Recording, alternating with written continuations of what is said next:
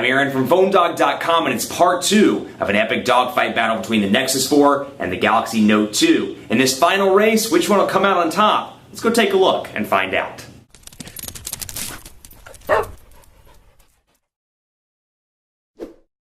In part 1, we spent a lot of time covering the personalization features on the Note 2, and I want to jump back briefly to the Nexus 4 because there are some great features that come with Android 4.2 that you wouldn't notice right out of the box, but some that I find particularly useful. For example, the lock screen itself, I love the ability to come in here and do some custom shortcuts. So you can see, for example, I have a shortcut to my inbox, then I can add something else if I want to. Let's say, I want my calendar on the home screen. Well, I've got the ability to add my calendar, and then I have the ability to kind of customize it too as I see fit and make it a little bit larger. So from the lock screen, without actually going into the device itself, I can just swipe over. Should be able to just swipe over. Let's see here. Bam, and then I've always had an issue with this. There we go. You can see calendar shortcut, email shortcut, and then I can keep adding those as I see fit. So if I want like Google Plus, and I can do all of this stuff. Let's say, all circles. And we'll add a little setting here, a little widget here, and let's make it a little bit bigger.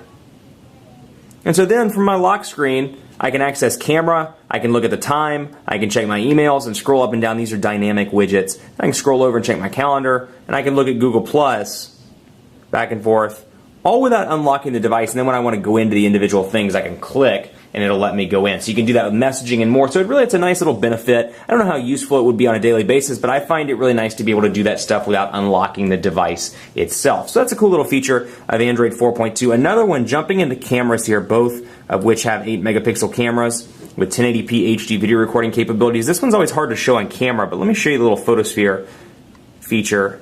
And we'll do it just like this. We're going to line it up to the dots, as you can maybe be able to see in the camera. Let's try this. Boom. And then I can move it around as I see fit and move up.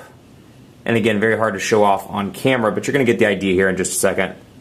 You can see, just put the dot in the circle. And I can continue to make kind of a sphere picture, if you will, of what's going on in my office, the life around me. And you can post this to Google+. So it gives you information and updates and more, so you have the ability to take advantage of that if that's something that interests you. Now I can come back into the camera here, and I've got a couple of different options. I've got panorama, I've got widescreen.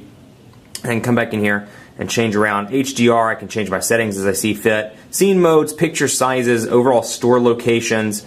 Got a couple of different choices here when it comes to white balance, when it comes to different color types, and then when it comes to flipping it around, obviously with flash, and then flipping it around to the front. So again, no real descriptors here. So again, somebody that's not familiar with cameras, they're probably going to walk into this and be like, okay, HDR is pretty self-explanatory, settings is pretty self-explanatory, flash is probably self-explanatory, flipping it around, but what are these? I think that's going to be the issue a lot of people are going to run into, whereas over here I find it's a little bit more consumer friendly, and that's kind of the theme you see here, but again, keeping in mind where these devices are being targeted to.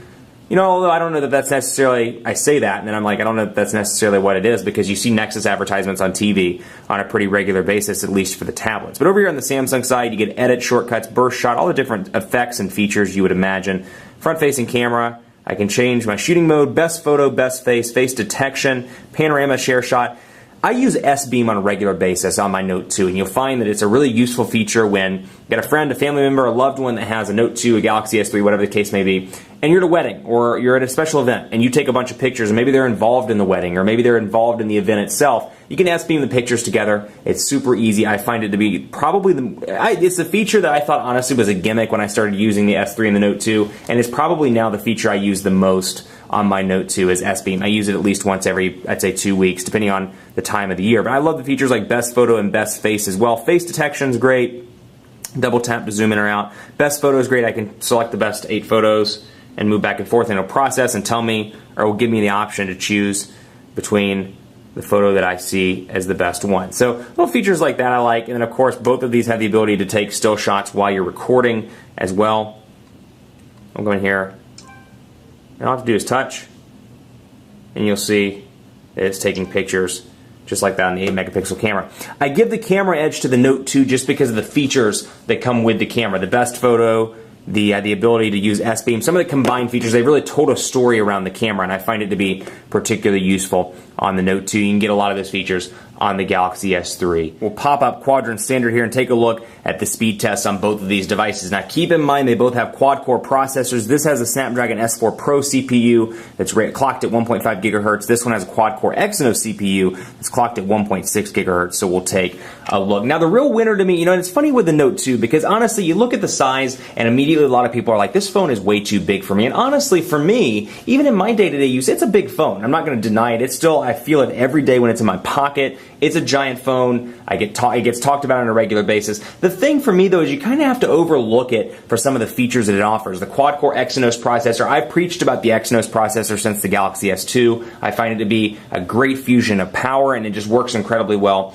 with Android. The S4 Pro does too. Anything before the S3 on the Snapdragon side I didn't care for. S4 just revolutionized, does an incredible job. So I would definitely give it between the S4 Pro or even the dual-core S4 and then the Exynos. They all are great processors in mobile devices. They work really well with Android. But where the win here to me is with the Note 2, the battery life. This has a 2,100 milliamp hour non-removable battery. It says a 3,100 milliamp hour removable battery. It takes a little while to charge, but it is a fantastic device when it comes to battery life. I cannot kill this device in one day. I came really close at CES. I got down to like 11% after a really hard day of use in meetings and events, trying to touch base with people, email. Was incredibly impressed with how well this device performed from a battery standpoint. Really, really impressed all around. Huge battery. So for that road warrior, that person that needs a battery to make it through 2 days or so, this is going to be the device for you regardless of the size. So take that away. Either this device or the Droid Razr HD Max, or Droid Razr Max HD, I should say, are going to be your devices. 4,517 in quadrant standard, 6,214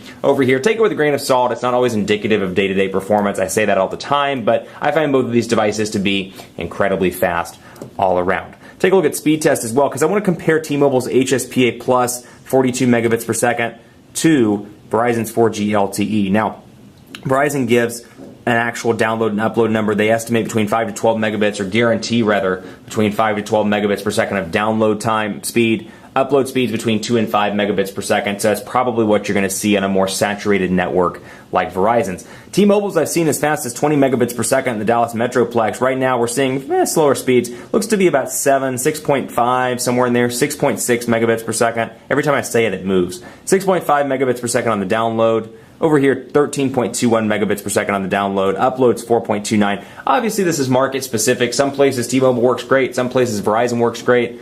Some it doesn't work so well, but what I do like about the Verizon side is at least it gives you, they guarantee a download speed and an upload speed, or at least a range of speeds. Whereas, T-Mobile, it can vary. I've seen it as high, like I said, as 20 megabits per second on HSPA Plus, 42 megabits per second. So not bad by any means. Both of these are respectable speeds. The upload speed is a little slow over here at 0.52 megabits per second, but otherwise, very respectable all around. Now, last but not least, I want to talk about the S Pen, because you don't get this level of content creation over on the Nexus 4, and pardon my S Pen, I actually lost the one out of the Verizon ones. I'm using the one out of my personal Note 2. So pardon the color difference. It obviously does come with a gray one on the titanium gray Note 2, but you'll notice immediately when I pull it out, it gives me this little thing that says S Pen is in use and puts it up in the left-hand corner. So I know my S Pen's removed, and it brings over this page buddy. You can remove this as you see fit.